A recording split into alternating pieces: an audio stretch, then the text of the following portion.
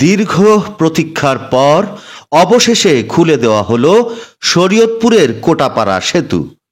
বছরের পর বছর যানবাহনের চাপ আর ঝুঁকিপূর্ণ সেতুর বোঝা বইতে থাকা শরীয়তপুরবাসী পেল স্বস্তির নিঃশ্বাস।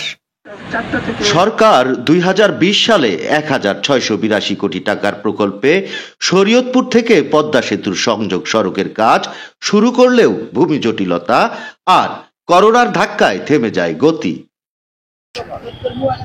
নির্মাণাধীন সড়ক ও দুইটি সেতু মিলিয়ে ৩টি প্যাকেজে কাজ করছে সড়ক ও জনপথ বিভাগ।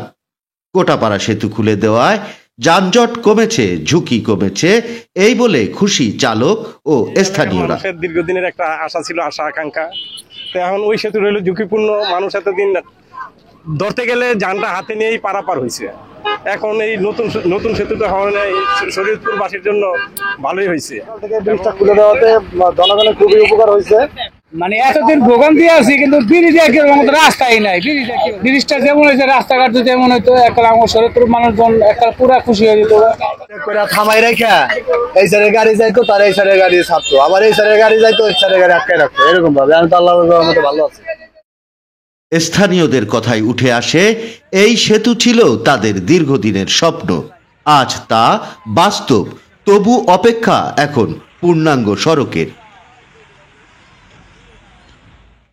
শুধু একটি সেতু নয়, এ যেন শরীয়তপুরবাসীর স্বস্তির নতুন সকাল।